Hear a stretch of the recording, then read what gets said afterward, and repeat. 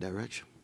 I want to turn to Bernie Sanders. We had the first extensive hour with Bernie after the election. I spoke to him Monday night at the Free Library. We played it Tuesday. He spoke about how he hopes to reform the Democratic Party as the new chair. Well, it's a new position called the outreach position. He's now in the Senate Democratic leadership, even if he is an independent socialist. This is Bernie Sanders. The new approach, I think, is to create a 50-state strategy. That means we start playing ball in states that the Democrats have conceded decades ago. But more importantly, we create a kind of grassroots party where the most important people in the party are not just wealthy campaign contributors, but working people, young people, people in the middle class who are going to come in and going to start telling us what their needs are and give us some ideas as to how we go forward.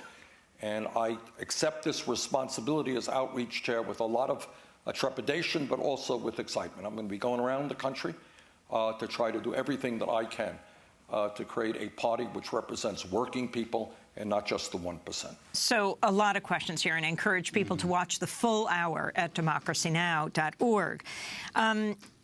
You are a big supporter of Bernie Sanders. You served on the Democratic Platform Committee on behalf of Bernie Sanders. Do you think he's right to work on reforming the Democrats rather than focus on building a new party? He is leading a movement called Our Revolution. He has said we have to work with Donald Trump in different ways, he says to the people who supported him.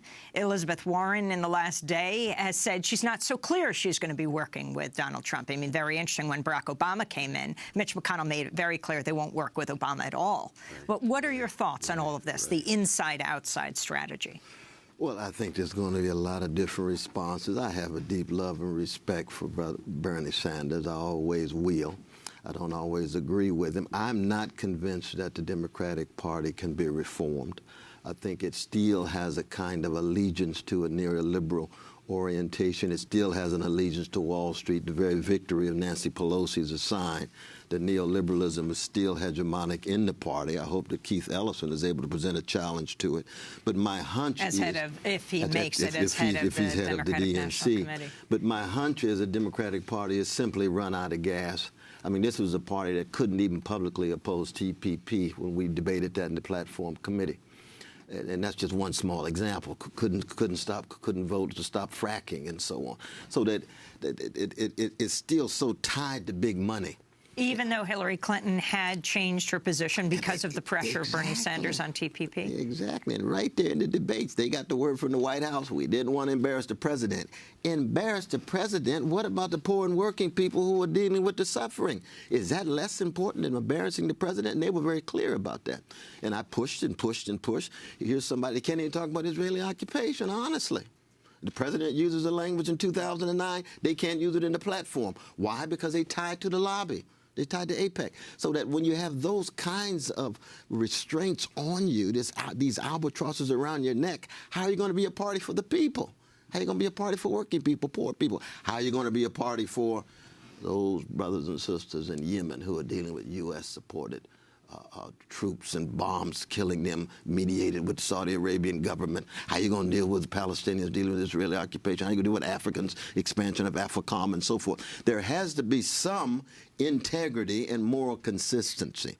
And unfortunately, the Democratic Party just strikes me as not being able to meet that challenge. But I'll work with Brother Bernie Sanders and others, both out of a love and because I know in his heart he's got a certain deep commitment to working people. But now, even as an independent socialist, he's behaving as a New Deal liberal. What does that mean?